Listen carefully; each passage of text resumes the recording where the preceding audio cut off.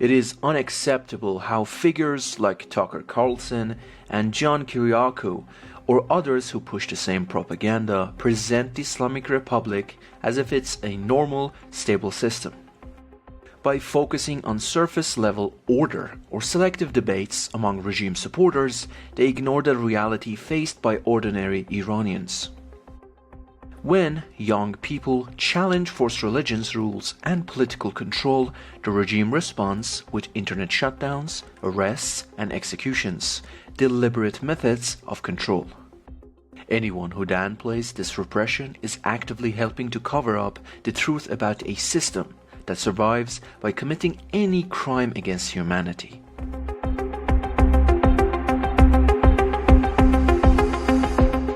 Aida Barasa, a 20-year-old psychology student, was killed on January 9th after being shot 3 times in the neck and throat.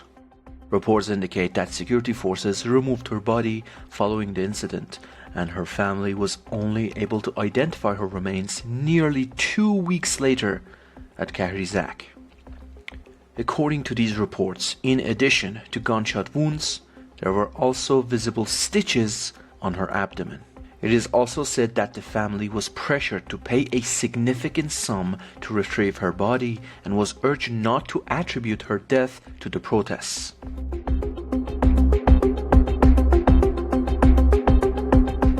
Mizan news agency affiliated with the Islamic Republic's judiciary reported on Saturday, May 2nd, that 2 Kurdish political prisoners, Yaqub Karimpour and Nasser Berkzadeh, have been executed on charges of intelligence, cooperation, and espionage for Israel and the Mossad.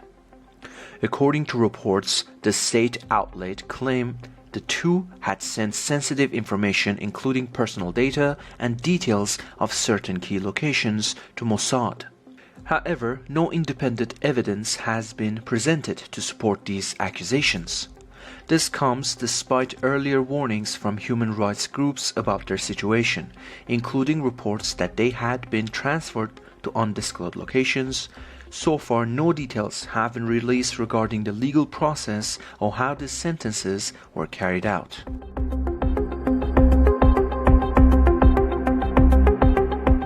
Mizan news agency affiliated with Iran's judiciary reported on Thursday, April 30th, 2026, that Sasan Azadvar, a 21-year-old athlete from Isfahan who had been arrested during the January protests, has been executed. Reports indicate that his death sentence was issued on April 20th by Branch 1 of the Isfahan Revolutionary Court, with the prosecutor claiming he had intended to attack police forces. However, according to his family, no evidence was ever presented to support these charges. So far, no details have been made public regarding the legal proceedings or the circumstances of the execution.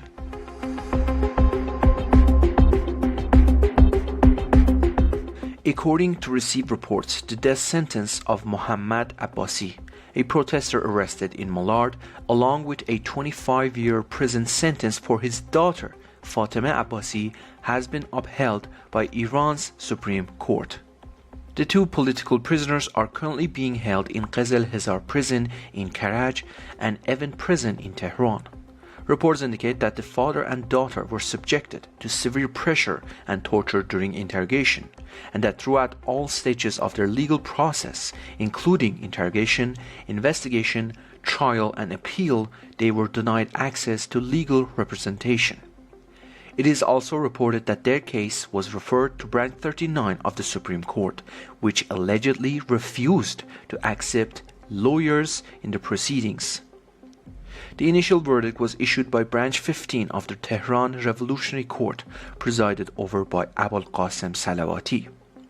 The 2 were arrested during the January 2026 nationwide uprising, and so far no further details about the legal process have been made public.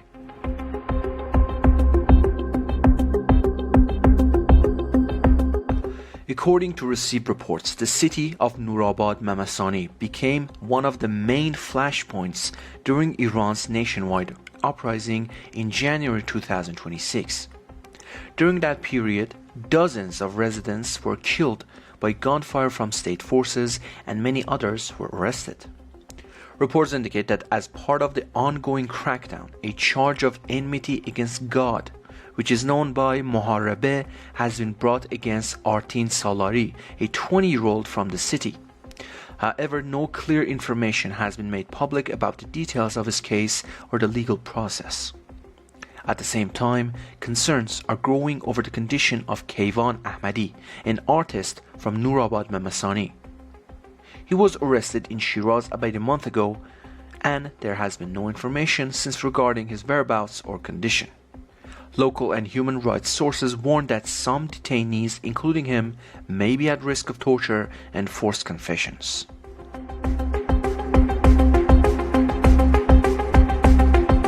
Fuad Chubin, the uncle of slain protester Artin Rahmani, has announced that the Revolutionary Court in Izeh has begun proceedings to confiscate the home of his mother and his brother's properties that had previously been submitted as bail for his release. Reports indicate that after his nephew was killed by agents of the Islamic Republic on April 11, 2023, he was arrested and transferred to prison. After nearly 6 months in detention, he was released from Shayban prison in Ahvaz on October 22, 2023, after bail was posted. According to him, the pressure continued even after his release, eventually forcing him to leave Iran. Now the process of confiscating his family's property is reportedly underway. So far, no further legal details about this action have been made public.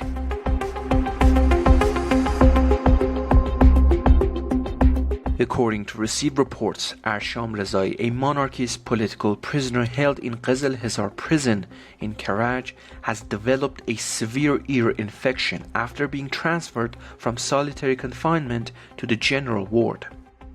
Reports indicate that the condition is the result of poor detention conditions and a lack of medical care. So far, no information has been made public regarding his treatment or access to adequate health care.